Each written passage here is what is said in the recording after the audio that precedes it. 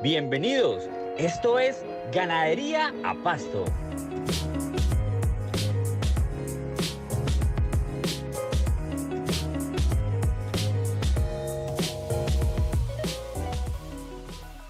Esta charla es cortica, son 5 diapositivas, que es mi charla. Luego ya empezamos a hablar de la ganadería regenerativa como tal.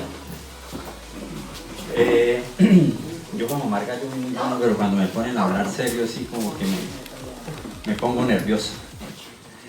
Llevo 8 años estudiando el tema. Yo siempre empecé sin saber nada de ganadería, por eso es que a veces me hablan de cosas ganaderas y yo quedo perdido porque nunca supe qué era comprar veneno, nunca supe qué era, pues, digamos, baños específicos para mosca, para garrapata. Yo comencé por una necesidad. Teníamos una tierra, no sabíamos qué hacerlo. Yo, graduado en ingeniería de sistemas, toda la vida en la ciudad, en las vacaciones iba al campo. Yo no sabía, yo no entendía cómo era que una vaca necesitaba 1 hectárea de área para, o sea, ¿cómo así? O sea, ¿por qué necesita tanto espacio? Yo no entendía eso. Después de 8 años de tener una tierra y sin hacer nada, dije, bueno, mamá, hagamos algo allá con esa tierra porque eso ahí montándose. Y empecé a estudiar, empecé a buscar y me encontré con Michael Rua Franco, no sé si lo conocen. Cuando eso él hablaba de estabulación, todavía no hablaba de PRB, imagínense hace cuánto, güey. Y nos conocimos en Bucaramanga porque él vivía en Bucaramanga. Visitamos unas fincas en Lebrija que hacían media pensión, también en la Mesa de los Santos. Y yo dejé ese tema ahí, como al año me lo volví a encontrar y ya ahí se estaba hablando de PRB. Y realmente el PRB era una cosa lógica, o sea, para mí, que era ingeniero o que soy ingeniero, que pasé por una universidad, que nos enseñaron a tener pensamiento estructurado, pues eso es claro. La vaca come pasto y el pasto se cosecha como se cosecha cualquier tipo de cultivo y tiene un punto en el cual debe cosecharse, y después de que se cosecha necesita nuevamente un periodo de descanso para que él pueda volver a rebrotar, para que la energía que se acumuló en las raíces salga, la energía que acumuló en las raíces le dé fuerza a ese rebrote, vuelva nuevamente a tener hojas, esas hojas nuevamente empiezan a hacer el proceso fotosintético y ahí se va dando el ciclo. Lógico, sencillo, ¿verdad? Pero cuando voy a la finca encuentro que no es lógico y que no es sencillo, porque no lo aplicaban, porque eran vacas pasando para aquí y vacas pasando para allá. Entonces, lo primero que me encontré es un campesino que se le olvidó ser ¿qué? Agricultor. ¿Por qué? No lo sé, de pronto porque, no sé, el campo tiene muchas ocupaciones. Yo siempre he dicho que uno debe enfocarse en algo, pero yo veo fincas que tienen mango, que tienen cacao, que tienen plátano, y ninguno funciona. O sea, le dan a todo y a nada le pegan. Entonces, pienso que eso puede ser algo, y porque que haya hecho que la ganadería pues la vieran así como dejar los animales. Hay otro tema que yo me ponía a estudiar y era ¿por qué? Y por eso se llama ¿por qué hacer GANREC? Yo aquí les voy a hablar de mi por qué. Nosotros tenemos siempre 3 preguntas: ¿qué, cómo y por qué? Y yo siempre empiezo por el por qué. ¿Por qué yo salgo en redes enseñando, o no enseñando, trayendo gente para que enseñe esto? ¿Por qué venimos hasta acá? ¿Por qué don Edwin Pinzón hace un día de campo ayudándome a cumplir parte de mi sueño, que es contarle a la gente lo que es la ganadería regenerativa? ¿Por qué hacemos eso? Y nosotros, y yo personalmente, pues veía que el campesino empezaba, o sea, se veía pobreza en el campo. Y decía, pero ¿por qué hay pobreza si yo tuve un abuelo que era el gamonal de la vereda, un tipo con segundo de primaria, y tuvo carro, fue a Estados Unidos, tenía vacas, tenía hectáreas, era un representante de la comunidad? ¿Por qué ninguno de mis 9 tíos ha podido hacer lo mismo? ¿Cuál era el secreto? Así que seguimos investigando. Y resulta que en Colombia hay un fenómeno, y es el fenómeno de la tierra, que de pronto pues en otros países lo puede haber. Pero cuando nosotros empezamos a mirar las estadísticas de la ganadería, nos damos cuenta que la ganadería en Colombia es de las más rezagadas del continente. Bueno, no sé cómo estará Venezuela, pero teniendo un gran potencial, resulta que tenemos media vaca, ¿por qué? Por hectárea. Resulta que nuestros porcentajes de fertilidad es del ¿qué? ¿Del 50% más o menos? Y uno se va a ir a Argentina, Brasil, 80. Entonces, ahí fue cuando entendí. Usted habla de que la cantidad de animales o la calidad de animales en Colombia es la que es deficiente. Las dos. La cantidad, o sea, Pero la cantidad. hablemos de una cosa, actualmente se habla que el ganado Brahma, para los que son bravos, que les haya gustado el Brahma, y se tiene casi la mejor genética del país, casi del mundo, ¿cierto? Porque ya estamos posicionados como los gringos. O sea, sí se le ha gastado a eso. Pero doctor, perdón, pero es que se le ha invertido a eso, no se le ha querido invertir por parte del gobierno y los ganaderos en lo que estamos llamando razas criollas, razas para recomponer la ganadería que existía anteriormente. ¿Ya? Eso es una cosa. Otra cosa es que si vamos a mirar nosotros la cantidad de animales, que si llegamos a 28 millones de animales en el país, estamos nosotros en un déficit más berraco comparado, por ejemplo, con Uruguay, un 60, 70. porcentualmente. Sí, exacto. Porcentualmente estamos por debajo. Porque De Santander, pero tiene esas cantidades de animales. lo que pasa es que hay que definir lo que es mejor. Exacto. Porque es que es lo mejor para qué. Don Edwin nos contó esta mañana la historia de Blanquita, de Nievecita. Es la mejor genética. Pero la mejor ¿para qué? Para nuestras condiciones, que eso lo vamos a ver. Entonces entendí que en Colombia hay lo que somos, o llame yo, los neoganaderos, que yo soy un neoganadero, es decir, ingenieros, médicos, industriales, abogados, comerciantes, ganaderos de segunda o tercera generación, que vieron en la ganadería una forma de ahorrar, una forma de ganar de pronto estatus, pero que al final de cuentas no están pendientes de los factores que generan calidad en el hato ganadero. Entonces no entendían temas de fertilidad, simplemente querían tener vacas bonitas, así como Don Edwin, vacas de la mejor calidad, no lo dudamos, pero son de la mejor calidad para de pronto invitar a los amigos y mostrársela y pasearla de aquí y pasearla para acá y venga, tóquela, acaríciela, mire. Eso es un negocio. Yo no voy a hablar de ese negocio, cada quien verá qué hace con su plata, pero eso cuando lo llevábamos a nuestras condiciones, pues obviamente no funcionaba. Entonces esos neoganaderos normalmente sostenemos o no nos percatábamos de que éramos productivos porque realmente nuestros ingresos provienen de otro lado, provienen de nuestras actividades primarias y la ganadería quedó como algo secundario. Otro problema que pude identificar era el tema de la tenencia de tierras. Ustedes saben que pues yo no entendía mucho eso porque pues nunca me tocó. La titulación de tierra era mostrarla qué, poder mostrar que alguien tenía la tenencia para que se la titularan. Entonces, ¿qué hacía la gente? Tumbar, tirar pasto y meter animales. Si eran productivos o no, pues igual estábamos, y eso es parte del problema que hay hoy. La tenencia de tierra siempre va a ser un problema en nuestro país. Entonces, digamos que esas son ciertas cosas que hicieron que la ganadería, pues, o que la ganadería hoy en día no sea o no tenga los índices que debería tener. Aparte de eso, yo seguía diciendo, bueno, ¿y por qué hoy en día el status quo? Claro, en la ciudad dicen, no, el ganadero, pues claro, es el tipo que, mejor dicho, que anda en el carro último modelo, que no sé qué tal. Pero el que es ganadero de verdad, sabe que la rentabilidad del negocio ganadero de carne o de leche, ¿en cuánto puede estar? A ver, mensual, anualmente. El 15 el 16% efectivo anual. Mire, eso es lo que ofrece una plataforma como Sosti. 15, 16. Yo, en las cuentas que he hecho, el que se gane un 3% mensual es un berraco. O sea, es un tipo juicioso. No es que es un tipo juicioso que tiene muy bien sus indicadores. Entonces, ¿cómo puede ser que un negocio con tan poquito margen pues nos dé grandes utilidades? Obviamente lo único que puede hacer es el volumen, o segundo, el vender tierra, porque la tierra sí se ha valorizado. Entonces muchos los que son ganaderos de segunda o tercera generación heredaron 100, 200, 500 mil hectáreas, y pues vender 100 hectáreas a 10, 15, 12, 20 millones de pesos, pues le da uno caja, ¿verdad? Entonces el negocio no es lo que era antes. Entonces todo esto pues me ayudó a decir, bueno, hay que empezar a ser productivos. Porque sí, los que no vivimos de la ganadería, pues bien.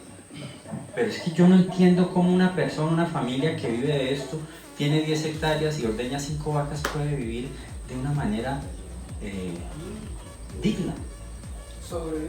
Tiene que...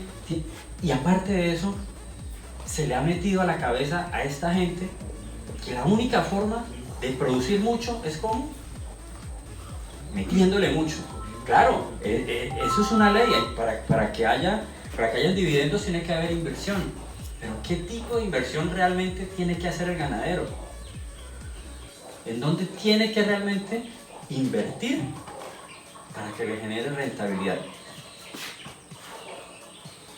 Entonces, a partir y a raíz de esto, digo, bueno, hay que empezar a ayudar a la gente. Y mire, es más difícil llegarle a un campesino neto, hablarle de esto, que hablar con la gente con los neoganaderos. El neoganadero se sienta y lo entiende. Y oiga, sí, es lógico, como lo entendí yo. Pero usted va a hablar con alguien que toda la vida ha trabajado en el campo y es duro. Es difícil que le crean a uno. Es que ya vienen ganaderos cuentos, es que ellos se las saben todas y uno respeta eso. Edwin Fee, usted fue a la finca a mirar una finca de un tío. ¿Y qué fue lo primero que me dijo cuando llegó? ¿Usted no les ha enseñado ganadería regenerativa? Y me dijo, ¿y es que quién es profeta en su tierra? Ellos pasan y ven. Y ven un ternerón, y esos perros, ¿a cómo los vende? ¿Y usted por qué todo de 7 meses? Mire que eso apenas tiene 150 kilos. Eso usted tiene que dejarlo. O sea, uno ya no pelea. No solo le da listo, tío, sí, gracias. Y lo peor es que tienen que pasar siempre por la finca para ir por la de uno para ir para la de ellos. Entonces algo tienen que ver, ¿no? Y es muy difícil. Entonces, cuando llegó la pandemia, pudimos empezar a hablar de ganadería regenerativa. Mire, llevamos 8 años hablando con 1, con 2, con 3. Hicimos nuestro grupo de PRB Felices, nos conocimos con Polo, con Juan Roberto Dutra, nos conocimos con mucha gente que ya lo hacía a nivel mundial, con Daniel Suárez, pero había sido difícil llegarle a la gente. Cuando llega la pandemia, se da la oportunidad y empezamos a contar este cuento por redes. Y ese cuento nos tiene hoy aquí sentados con cada uno de ustedes.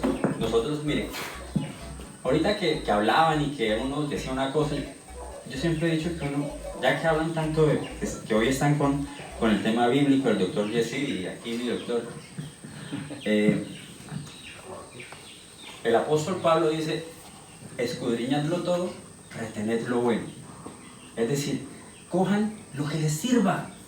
Así de sencillo, ¿me entiendes? O sea, si ustedes creen que yo no les voy a vender nada, las varitas. Pero aparte de las varitas, esto es mi porqué, es mi labor social. Con ustedes, con el mundo, con Colombia, con el que quiera cogerlo. Pero no necesito venderles nada, pero lo que sí les voy a contar es que este tema es supremamente lógico, es supremamente verídico. De pronto muchos dicen, bueno, ¿y dónde está el respaldo científico? De pronto hay que hacerlo, estamos buscándolo, porque muchos necesitan papers, pero aquí hay gente que ha empezado a hacerlo y puede decir, funciona, es sencillo, es práctico, es volver a las prácticas antiguas. Entonces, lo que yo les digo acá no son recetas, son principios. Usted llega a su finca y empieza a aplicar lo que le enseñaron en tercero de primaria, el método científico. ¿Y con qué comienza el método científico? ¿Dónde está el doctor Aguavara? Observación, sencillo. Usted llega a observar qué es lo que tiene, qué hay en su predio. Yo pregunto, ¿cuántos de nosotros sabemos cuáles son los periodos de lluvia o cuánta lluvia nos cae en nuestras fincas? Eso es básico, elemental, sencillo. ¿Cómo? Aquí tenemos el histórico de 5 años. Pero hay gente que todavía no sabe, ¿me entiendes? Y más ahorita que supuestamente lo que son las cosas, ¿verdad? Un primo quiere hacer ganadería y tiene el predio como cuando yo empecé, pero no buscó mi asesoría, buscó la asesoría de otra persona que toda la... ¿Qué día yo fui con él a revisar linderos? Y dije, Pingo, seguro que no ha tirado semilla. Entonces el asesor o la asesora que tenía, no, es que estamos en veranillo y es que no sé, veranillo, esa cosa, hace como 2 años que ya ni tenemos veranillo, que ya ni sabe cuándo llueve y cuándo no, bótele semilla a eso ya de una vez. No, que hay que esperar. Bueno, esperaron, ahorita otra vez les toca volver a socolar. ¿Está bien? Yo le dije, uno no es profeta en su tierra. Entonces, a mí me gusta este gráfico que se llama la ley de difusión de la innovación. Y es cómo se propaga una idea. ¿Y en qué punto se encuentra hoy la ganadería regenerativa? Yo no tengo duda de que este modelo, a nivel mundial, va a estar al tope o va a estar dentro de los primeros modelos ganaderos. ¿Por qué? Porque es socialmente sostenible, porque es ambientalmente sustentable y porque es rentable. ¿Qué es lo que busca hoy todo modelo internacional de negocio? O sea, hoy ya no se puede hacer plata a base de destruir el mundo. O sea, sí se puede, pero tiene uno ahí encima los ojos de todo el mundo. O uno, cada vez que van por carretera, uy, este man está quemando. Eso ya no es como antes, ¿verdad? Y si uno tiene un vecino así bien caspa, oiga, aquí están quemando y le cae la ley y eso, hasta le pueden expropiar la tierra. Entonces, la ley de la difusión de la innovación dice que siempre hay un innovador, alguien que comienza con esta locura. Son los llamados locos, lo que está diciendo no tiene ni pie ni cabeza. Esos son el 2.5 más o menos. Entonces empieza a crecer, son los visionarios. De pronto llegan los adaptadores tempranos, es decir, yo creo que hoy la ganadería regenerativa está ahí, está llegando a ese 13, 14, 15, 16% necesario. Resulta que cuando yo llegué a ese 16%, inmediatamente hay una inflexión, hay un punto mínimo para el cambio. Ese 13% en este momento son ustedes. ¿Y quiénes son? Son esos adaptadores tempranos, son aquellos que aún no entiendan el tema, pero dicen, esta vaina me suena, me gusta, como que tiene lógica, como que, bueno, vamos a meterla. Ahí estaba Edwin, estaba jodido y dijo, metámonos esta vaina, vamos a hacerlo, ¿sí o no? Y se metió. Y hoy estamos en ese punto. Cuando la ganadería regenerativa alcance ese 16%, inmediatamente se produce un cambio. Así surgen todas las ideas y empieza una mayoría temprana a entrar, es decir, los que son pragmáticos, los que ya vieron, oiga, le funcionó aquí al vecino, le funcionó aquí, ya las universidades están hablando de eso, ya hay unos papers, ya este tema rentablemente es viable, nos metemos. Después vienen la mayoría rezagada, los conservadores, que ellos pues ya, o sea, dicen, no, pues ya más de la mitad, ya más del 50% están metidos en este tema, metámonos. Y por último están los escépticos, esos que mejor dicho, esos son los que cambiaron el Nokia ese de la culebrita por un smartphone, ya porque es que ya no encontró ninguno por ningún lado, o sea, porque ya la familia le dice, es que usted lo cambia, es que necesitamos verle la cara. Esos son los últimos que entran. Entonces, nosotros hoy en día en la ganadería regenerativa, yo creo que estamos llegando a ese 16%. ¿Por qué? Porque hoy acá hay ¿cuántas personas, don Edwin? ¿40, 50 personas? El próximo viernes vamos a estar 55 personas en Montería. En 15 días vamos a estar 50 personas en Los Llanos. Y no gratis como acá. Aquí yo quiero que le demos un aplauso a don Edwin, porque es que hermano,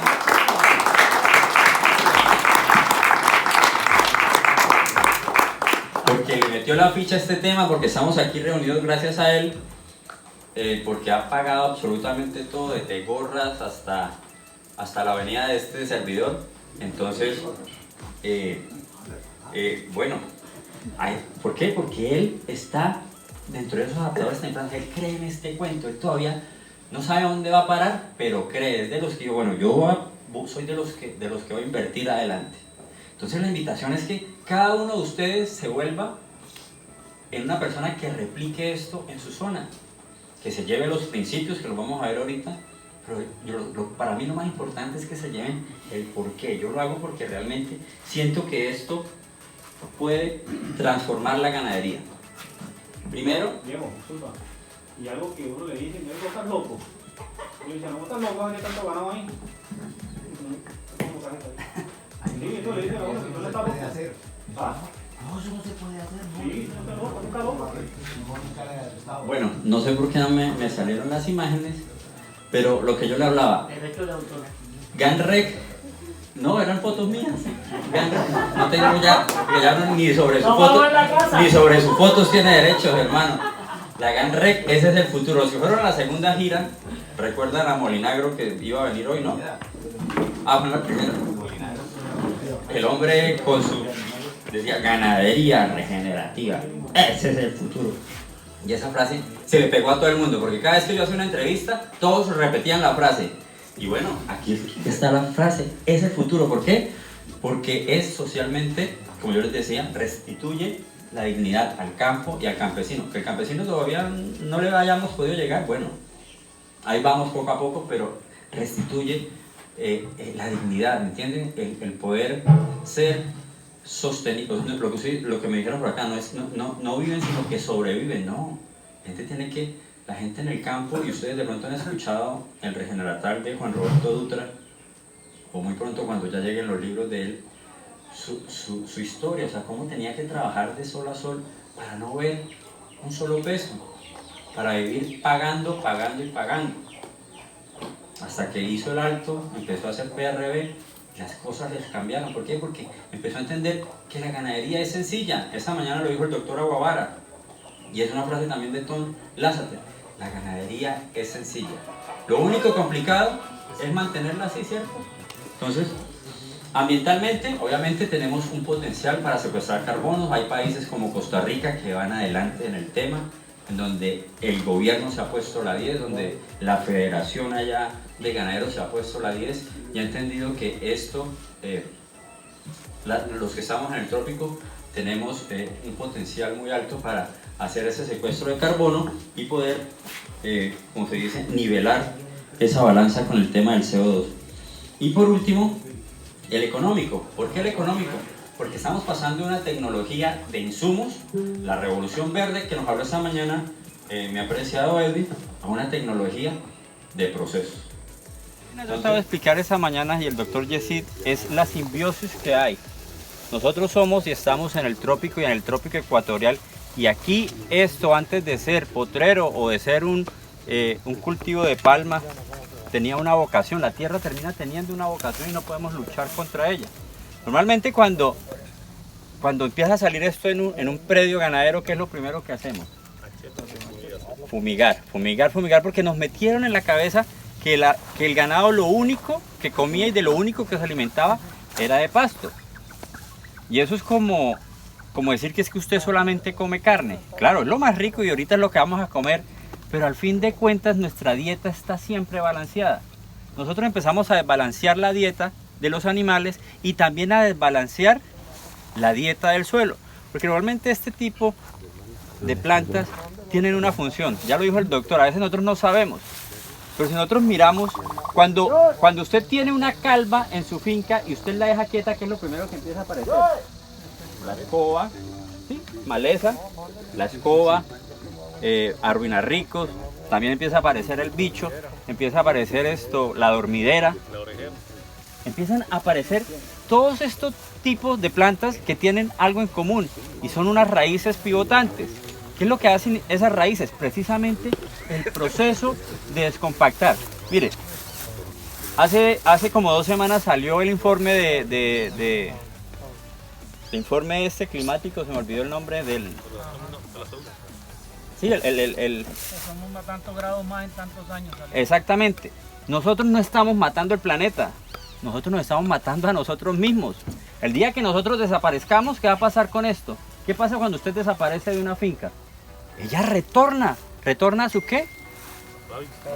A su estado natural. Nosotros vamos a desaparecer y en 200 años el planeta vuelve y se restituye. Entonces cuando nosotros empezamos a crear desbalances en el suelo, desbalances en la finca, pues obviamente para corregirlos nosotros mismos, porque somos tan inteligentes, nos toca ir a hablar con el agrónomo. Y no es que yo quiera ir en contra de los agrónomos, sino que lo que decía esta mañana nuestra querida, no la veo por acá, ¿qué se nos hizo? Mírela ya él. A él. Decía, es que hemos olvidado lo básico y tal vez tiene que ver mucho con el reduccionismo, es decir, atacamos ciertos problemas, únicamente esos problemas, pero olvidamos todo el entorno que lo rodea. Entonces venga, encale, venga, levante suelo, venga, voltee para descompactar. Pero yo para qué voy a traer un tractor a descompactar si yo tengo una descompactadora natural.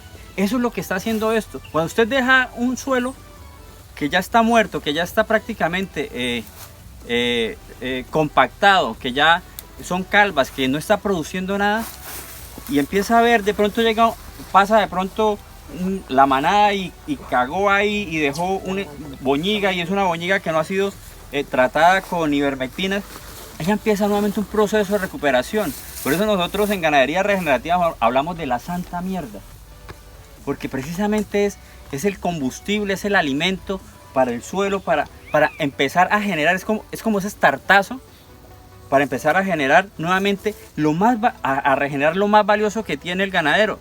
El ganadero piensa que lo más valioso son sus animales, o que es la casa bonita que hizo. Lo más valioso que tiene el ganadero definitivamente es el suelo, porque de ahí depende su producción, depende qué tanta comida, depende. Miren, ahorita vamos a ver la charla y nosotros lo que hacemos es un proceso, nosotros lo que hacemos es capturar energía solar y transformarla en alimento. Cuando nosotros entendamos eso, cuando nosotros entendamos cómo funciona la naturaleza y cómo nos empoderamos de ese proceso natural, nuestra producción va a ser ínfimamente en gastos muchísimo menor, porque vamos a aprovechar lo que tenemos, que es el sol, que es el suelo, que es las aguas lluvias, que es precisamente los minerales y lo que tenemos en nuestra finca. Por eso es que cuidar del suelo es necesario. ¿Y cómo lo hacemos, digamos, en esta finca? ¿Cómo se empezó a hacer? Precisamente dándole al suelo algo que necesita y al pasto, y es descanso. Johann Strießmann tiene una máxima que es la mayor cantidad de animales en el menor espacio posible, con el mayor descanso posible. Entonces, vamos a volverlo a repetir. Es la mayor cantidad de animales en el menor espacio posible, el menor tiempo posible, con el mayor descanso posible. Es decir, es tener muchos animales confinados aquí por un cortico de tiempo y volver nuevamente aquí en muchísimo tiempo. El PRB nos lo enseñó. El PRB nos lo enseñó. ¿Qué decía el profesor Piñeiro? Hay que darle descanso al suelo. Usted come hoy acá y vuelve dentro de ¿cuánto? 40, 50, 60 días. Termina usted consumiéndose un potrero. En un año tal vez lo van a consumir 5, 6, 7 veces. Si usted tiene rotaciones de 45, 360 por 45, facilísimo, ¿cierto? Entonces un potrero lo consumen en 8 días. Y hay ganaderos que tienen ganados en un potrero 15 30 días, 30 días. Y es 30 aquí y 30 allá, y otra vez 30 aquí y otra vez 30 allá. Entonces olvidamos algo que es simplemente cómo se maneja la naturaleza. El pasto se cosecha, al igual que se cosecha el maíz, al igual que se cosecha cualquier otro tipo de cultivo. Hay que saber cosecharlo, y también como tiene su punto de cosecha, pues hay que esperar que haya todo el proceso simplemente hasta ese momento de cosecha. Entonces, ¿por qué aquí no se fumiga? Porque precisamente queremos conservar toda la variedad de lo que hay en el suelo, porque no solamente al fumigar estamos matando simplemente ciertas plantas, sino que estamos acabando también con muchas cosas que no conocemos. El suelo tiene por 1 centímetro una cantidad de vida que nosotros desconocemos. A nosotros, es microscópico, pero el trabajo que hacen, y ahorita lo vamos a ver en la presentación, es increíble. Entonces, ¿qué es lo que nosotros buscamos? Lo decía el video, volver a poner el carbono, volver a restaurar los ciclos del agua que tanto, cuando usted tiene suelos descubierto, lo que hace el agua es que lo que hablaba el doctor, el agua corre y corre y corre. Aquí simplemente el agua, ¿a dónde se va? Empieza a infiltrarse, que son los procesos naturales. Cuando hay suficiente materia orgánica, cuando el suelo está lo suficientemente descompactado, el proceso natural del agua es infiltrarse, no correr. Entonces vamos a ver el cambio y preguntas pues nos las van haciendo. Lo que buscamos es imitar la naturaleza.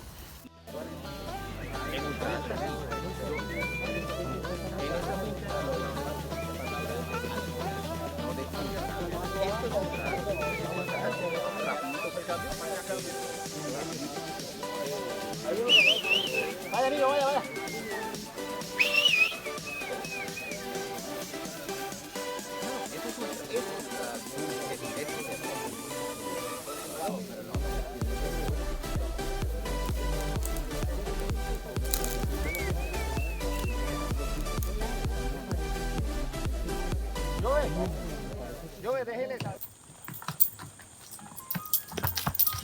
Oigan, y recuerden, suscríbanse al canal, denle like y compartan con otros.